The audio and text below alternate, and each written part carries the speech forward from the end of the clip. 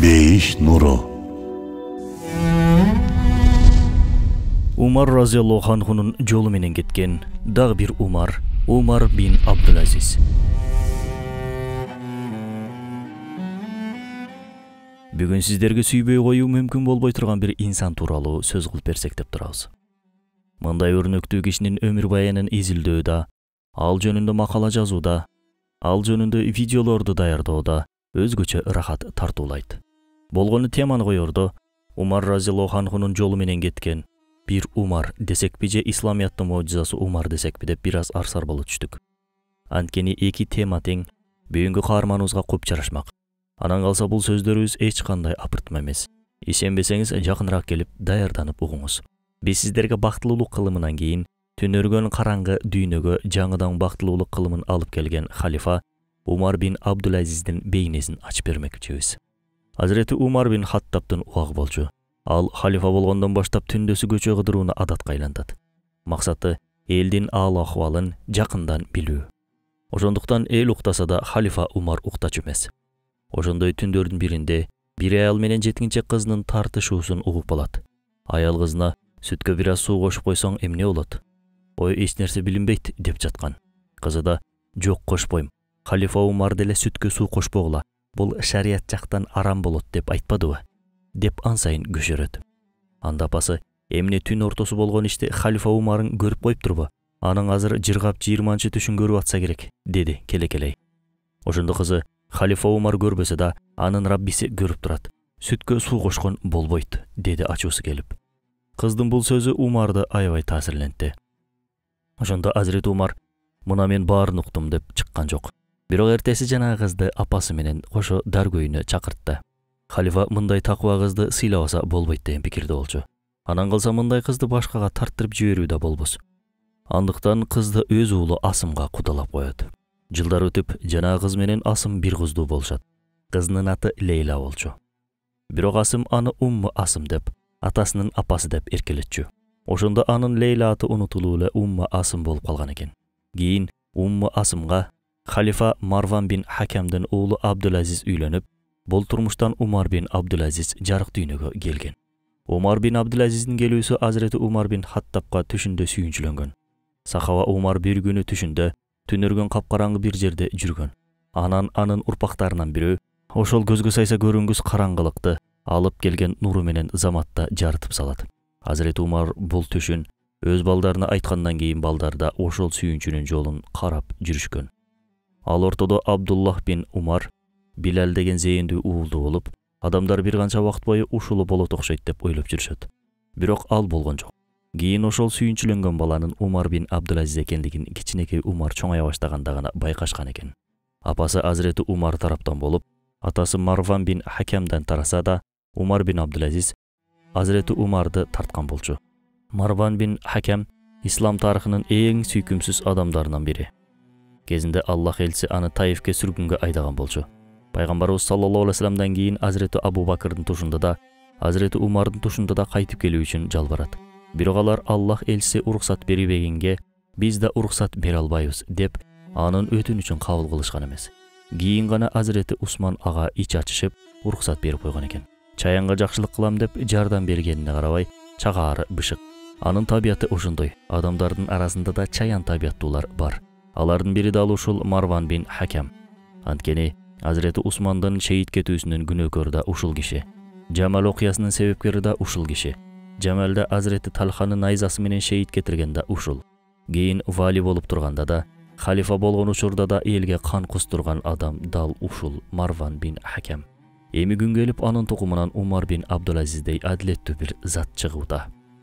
Кантсе да бул Аллахтын мыйзамдарына жат көрүнүштөрдөн эмес. Ал өлүктөн тирүүнү, тирүүдөн өлүүнү чыгарган зат. Тарыхта мунун толтура мисалы бар. Алсак, Азер сыяктуу путпарастан Ибрахим сыяктуу бир пайгамбар чыккан. Адам сыяктуу бир пайгамбардан Кабыл сыяктуу камкор угул чыккан. Демек жашоодо ар кандай абал болуусу мүмкүн. Андыктан эч кимди атасынан же баласынан же кайсы бир тууганынан улам сындабаңыз. Бул да бизге бир күмүш сырга болсун. Умар бин Абдулазиздин экинчи Умар болуп жетилүүсүндө эң башта апасынын жана атасынын кийинки устатынын орду чоң. Ошондой эле жубайынын да орду бар. Жубайы Фатма бинти Малик Marwan bin Hakemden кийин халифа Абдулмалик bin Marwandын кызы. Андыктан хан сарайда өскөн кыз. Бирок ошого карабай өтө эле жупуну жашоого да кайыл болуп, Умар bin Абдулазиздин жанында калган.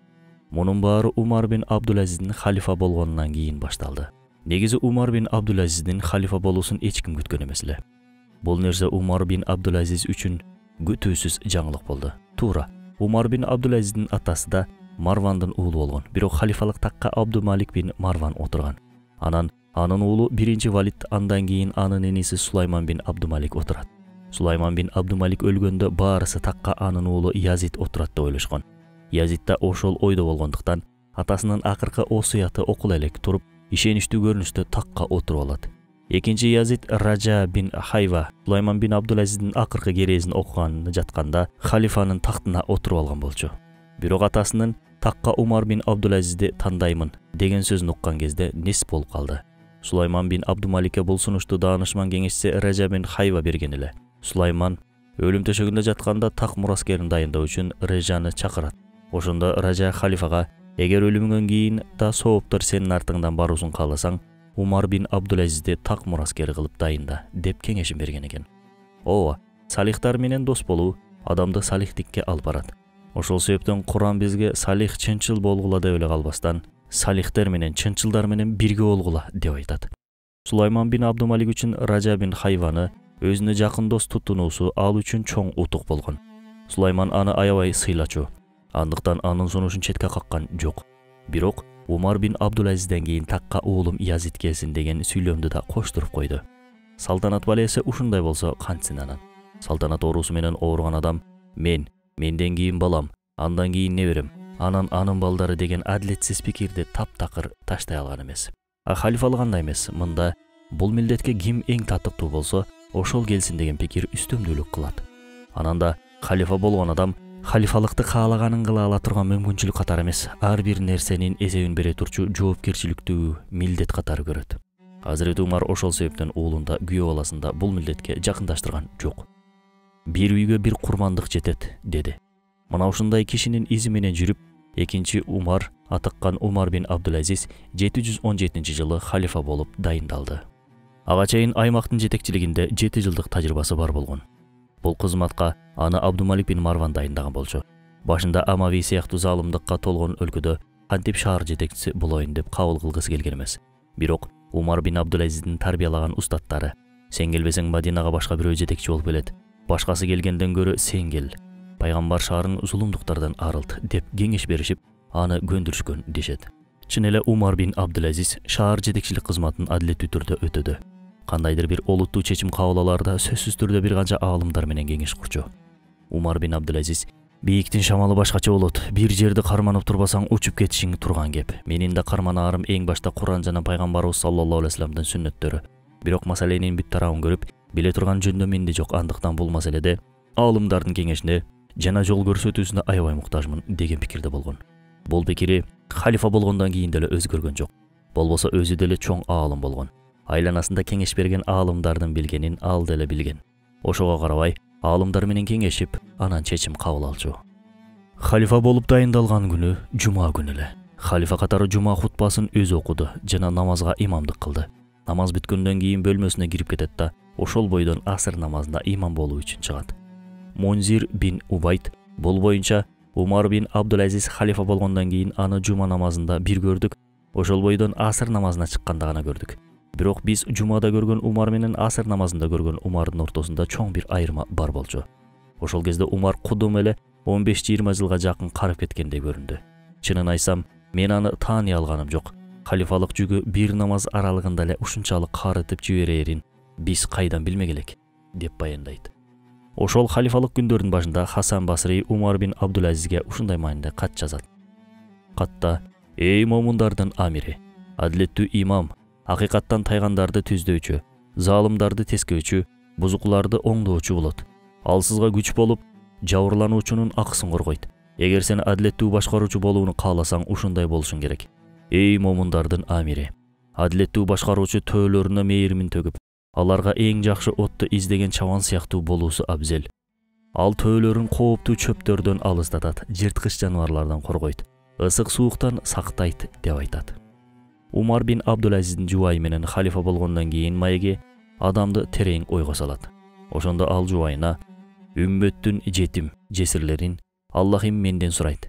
Желкемде ушундай оор бир жүк турганда, аялга да, дүйнөгө да кыпындай каалоом жок. Жолдошуң катары жолдоштук милдетимди толук кандуу аткара албай, сага зулумдук кылып коембу деп корком. Андыктан акым сага адал болсун. Эгер кааласаң, мени таштап атаңдын сарайына кете берсең болот" дейт. Жубайы: "Бул эмне дегениң? Элдин жүгүнүн бир гана сенин мойнуңда жүктөлүп турганын жери жок да. Сенин жубайың катары бул жүктөн менин да насибим бар. Муну мен жакшы билем. Сен бул оор жүктү жүктөнүп жүргөнүңө сага жөлөк болуп берүүнүн ордуна сага жүгүм артып отурсам Кудайга да жакпайт. Андыктан сенден мага көңүл буруп отурууңду талап кылбайм" деди. Умар бин Абдулазиз: "Бирок мен бул сарайдан кетсем деп турам. Бул үчүн Шам мечитинин түндүк жагынан өз акчама бир кепе да алып койдум. Элестет, үммөттүн балдары менен жетимдери кепелерде, чатырларда жашап жатканда мен бул сарайдын эсебин Аллахка кантип берем? Өзүң жакшы билесиң, жетим балдар көчөдө ач суусуз жүргөн кезде сарай аркылуу бейишке кетүү мүмкүн эмес. Сен болсо бир өкүмдардын кызы катары сарайда өскөнсүң. Менин мындай жашоомо көнө албайсың" дейт. Ошондо Умар бин Абдулазиздин жубайы: "Жогоруда айтканымдай, мындан кийин сенден бир нерсе талап кылып, сени кыйнабаймын. Эмнени кааласаң ошону кыл. Каяка кетүүнү кааласаң ошол жака бар. Бирок ушуну да унутпа. Сен каяка барсаң, мен да жубайың катары Фатима ошол жака барам. Эмне кылсаң да, кайда барсаң да, жубайың ар дайым артыңда болот" деп айтты. Бул эмне деген гана баарлашуу. Бүгүн мындай ой кимдин оюна келет болду экен? Туура, сахаба болуу да, табиин болуу да мүмкүн эмес. Бирок алардын жашоосу кол жеткис жашоо эмес. Болгону ашуу өтүү мүмкүн болбой турган бир жашоо. Буга чейин Абу Бакыр болуунун үлгүсүн Саад бин Муаздын бейнесинен көрдүк. Чын эле ал Азырети Абу Бакырга жеткен жок, бирок ансарлардын Абу Бакыры болду. Бүгүн эми Умар болуунун үлгүсүн Умар бин Абдулазиздин бейнесинен көрүп жатабыз. Болбосо Умар бин Абдулазиз сахаба эмес, табиин. Ошого карабай 4 улуу халифанын катарынан орун алган 5-чи улуу халифа деп аталат. Ооба, туура эмес угуп алганыңыз жок. Азырети Хасанды халифа катары эсептесек 6-чысы болбосо, Умар бин Абдулазиз улуу халифалардын 5-чиси деп каралат. Бул жагынан алганда Азырети Умар бин Абдулазиз биз үчүн демек бүгүнкү күндө да Умарды чыгарса болот экен да деген бир үмүт, бир үлгү. Азыр заман башка, элдин түшүнүгү да башка, өзгөрдү деп айтуунун кереги жок. Муну шултоолоого акыбыз да жок. Анткени Амави дөөлөтүндө абал аябаганда бузулуп кеткен эле. Мамлекет элдин эмес Умайя уулдарынын үй бүлөсү үчүн кызмат көрүп калган. Өлкөнүн ар бурчунда зулумдуктар орун алып жаткан. Дин эмес улут, адилеттүүлүк эмес ак сөөктүк алдыңкы орунга чыккан маал. Мындай учурда ким болсо да мен бул элди баары бир оңдай албайм деп тескери бурулуп качмак. Бирок Умар бин Абдулазиз чыныгы жигиттердей милдетти жүктөнүп, үмүтсүздүккө кабылып калган жок. Түнөргөн караңгы доорго адилеттүүлүк алып келүү үчүн түн күн дебей эмгектенип, 6 айдын ичинде бактылуулук кылымына айлантты. Бир жолу Умар бин Абдулазиз халифалыктын талабы катары имам болуп, жамаатка намаз окутуп калат. Бул жолкусунда жамаатка сахабалардан Анас бин Малик да кошулган болчу. Ошол кезде Анас бин Маликтин жашы 100гө таяп калган. Сакалы жайкалган абышка эле. Такбир айтылып, намаз башталгандан кийин Анас бин Малик ыйлай баштайт. Бул ый намаз бүткөнчө басылган жок. Намаздан кийин Азырети Анастан эмне болгонун сурашканда, намазда кудум эле пайгамбарыбыз саллаллаху алейхи вассаламдын учурундагыдай абалды сездим. Кудум эле Расулуллахтын аркасында намаз окуп жаткан сыяктуу, кудум эле бактылуулук кылымына кайтып барып калган сыяктуу сезимди ичимен сезип турдум дейт. Бул жерде Умар бин Абдулазиздин кырааты, же абалы же анын даражасы жөнүндө кеп жүрүп жаткан жок. Мунун сыры коомдо адилеттүүлүктүн орногондугунда жатат. Адилеттүүлүк жок болсо бактылуулук кылымындагыдай абалда болбойт. Болбосо азыр деле Куранды мукам үнү менен сонун кылып окугандар толтура. Бирок бактылуулук кылымындагыдай абал жок. Демек, маселе Куран окууда эмес, Курандын өкүмдөрүн аткарууда, Куран менен жашоодо. Умар бин Абдулазизден кыска убакытта элди кантип оңдой алдың деп сурашканда, болгону 2 тармакты оңдодум деген экен. Алардын бири аалымдар, экинчиси бийликтегилер. Акыйкат. Эгер аалымдар оңолсо, бийликтегилер да Аллахтын буйругуна моюн сунса, анда ал коомду Аллах оңдойт. Тарыхты бир эстеңиз, материализмдин жалыны өлкөбүздү каптаган кезде эң башта аалымдарыбызды жоготтук. Анан улуттук лидерлерибиздин каймактарын жоготтук. Эми биз ушул түркүктөрдү тургузуу үчүн аракет кылышыбыз зарыл. Анткени элдин басымдуу бөлүгү ээрчиме келишет. Мына ошондуктан коомдун оңолуусу болжолдуу 2% адамга эле карайт. Мүмкүн 2% деп көп айтып айттык, ким билет. Кантсе да мына ошол 2% адам туура багытта көздөй кетсе, эл дагы кой сыяктуу ээрчип кете берет. Пайгамбарыбыз саллаллаху алейхи вассаламдын учурунда Бану Махсун уруусундагы бир аял уурлук менен колго түшөт. Шарияттын өкүмү боюнча уурлук кылган адамдын колу кесилмек. Бирок Бану Махсун уруусу муну кабыл ала алган жок. Алар кантип биздей ак сөөк болгон уруудан ууру чыксын. Муну эл укса уруубуздун аброю төгүлөт. Укса деле мейли, эл унутчаак болот дечи, бирок колу кесилген болсо муну ким унутмак? Мындай шермендечилик биздин уруубузга кантип жарашсын? Келгиле Аллах элчисинин алдына өтүп, бул маселеге чекит коелу дешет. Кийин ортого Усама бин Зайдты салышып, пайгамбарыбыз саллаллаху алейхи вассаламга сөздөрүн жеткиришет. Ар дайым Аллах элчисинин ачуусу келгенде чекесиндеги тамыры дөмпөйүп чыгып калчу экен. Бул жолкусунда да ошондой болуп, пайгамбарыбыз саллаллаху алейхи вассалам ачуусу менен кыяматка чейин келе турчу бүткүл башкаруучуларга принцип боло турган ушул сөздү айтты. Бану Махсун уруусундагы аял эмес, оорлук кылган кызым Фатима болсо да колун кесмекмин деп сөздү кесе сүйлөйт. Азыркы доордо дүйнө жүзүндө эмне деген гана бийлик төөлдөрүн көргөнүбүз жок. Ооба, Бану Махсун уруусунун сезими тилекке каршы азыркы адамдар үчүн чоочун эмес. Азыркыларга Азирети Абу Бакырдын, Умардын, Умар бин Абдулазиздин абалдары чоочун. А балким жомок. Бир жолкусунда тээ алыстан, Мисирден бир аял айылындагы маселесин халифага айтуу үчүн Шамга келет. Аялга адамдар халифанын үйүндө экендигин айтышканда, ошол аял көрсөтүлгөн дарек менен Умар бин Абдулазиздин үйүнө келет. Келери менен эле халифанын үйү аябагандай жупун экендигин байкайт. Дубалдарынын эскилиги жетип, 40 жамактуу болуп калгандыгын кимдир бирөө үйдүн дубалын шубап жүрүптүр. Нары жагында да бир аял жерде уктап жаткан. Келген аялдын үнүнөн улам, ал аял дароо турду да эмнеге келгенин сурады. Аял халифага келгендигин айтканда, жанагы жерде жаткан аял "Мен да халифанын жубайы болом" деди. Мисырлык аял таң калып, "Сен халифанын аялы болсоң, жалпы элдин намысысың" деп дубал шубап аткан кишини көрсөтүп, "Кантип жөнөкөй ишчилердин, анан дагы чоочун эркектин жанында чалкалап жатасың" деп жемилей кетти. Ошондо халифанын жубайы "Бул ишчи деген кишиңиз халифанын дал өзү. Маселеңизди айта берсеңиз болот" деп айткан экен. Мына эл башы, журт башы боло турган киши. Алар Азирети Абу Бакыр айткандай, бир өлкө башчысынын маянасы өлкөсүндөгү эң аз айлык алган адамдардын маянасынын өлчөмүндө болуусу керек деген пикирде болушкан. Алар ошол себептен жупуну жашашат. Алар жупуну жашоону уят көрбөйт. Элдин алдында болуп, жашоону уят көрүшөт. Жамак-жамак кийимди кийүүнү уят көрбөйт. Элинин кийиминин жыртыктыгын уят көрүшөт. Чынында биз динибиздин улуулугун жүрүш-турушубуз менен көрсөткөнүбүздө, башка элдер, башка коомдор исламиятка топ-тобу менен кирмек. Умар бин Абдулазиз өлкөсүн болгону 2,5 жыл гана башкарды. Өлкөнү исламияттын өкүмдөрү менен башкаргандыгынан улам 2,5 жылдын ичинде өлкөдө зекет ала турчу эч ким калган жок. Ар бир адамдын жашаш үчүн керектүү бүткүл нерсеси болгон. Керек болсо Африкада деле зекет ала турган адам калган эмес. А бүгүнчү Сирияда толтура ач адамдар бар. Палестинаны айтпай эле коелу. Биз айтпасак деле алардын ачкачылыктан жалбырак жеп жаткандыгын көрүп атабыз. Алыска кетпей айланабызды карасак деле ачка адамдарды көрөбүз. Кедейдин муктаждыгы байдын ысырабынчалык болуп, ысырап кылууга эле машпыз. Рысулай Нурда айтылбады беле? Байлар зекетин берсе деле жашоо оңолмок деп. Байкасаңыз, ислам өлкөлөрүнүн чөлкөмү кен байлыктарга бай. Тилекке каршы бул жерлердин крандары мусулмандардын үйүнө акпагандыгы үчүн ушул абалга кептелдик. Бул крандар жылдар бою кимдир бирөөнүн баласынын, кимдир бирөөнүн кызынын ысырабы үчүн кызмат кылып келет. Умар бин Абдулазиз болсо, эң башта туугандарынын тамагын тыйды.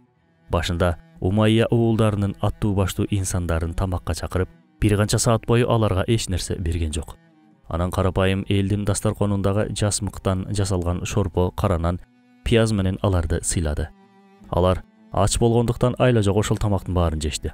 Анан бир аздан сарайда жеп жүргөн тамактарын дастарконго тартты.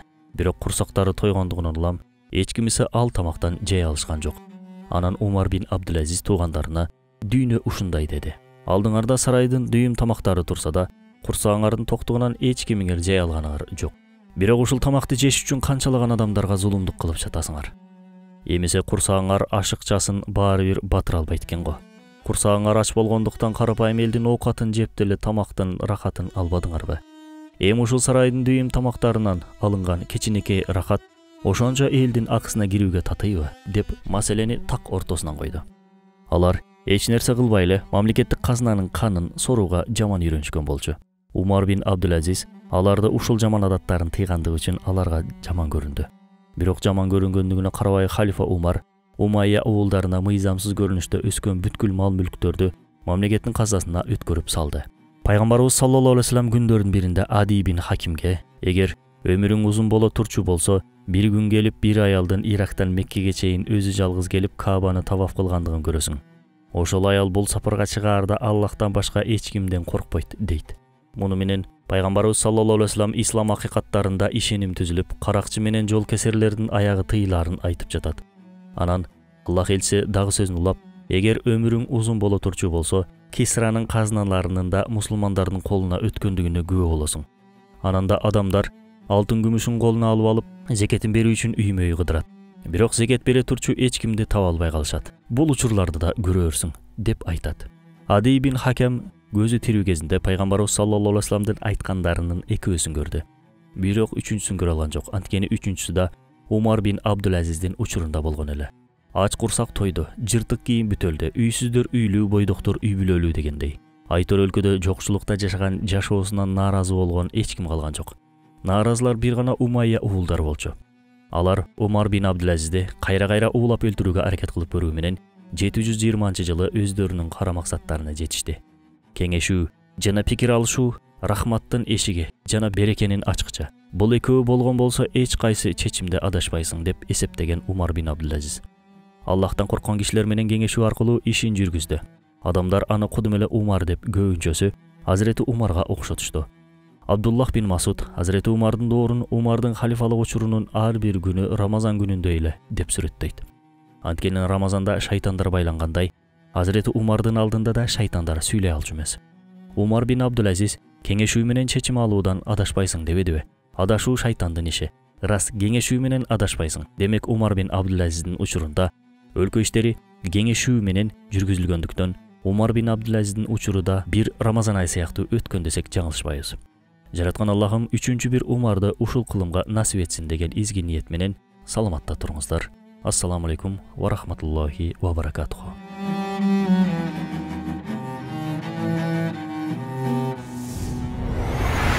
Бейиш нуру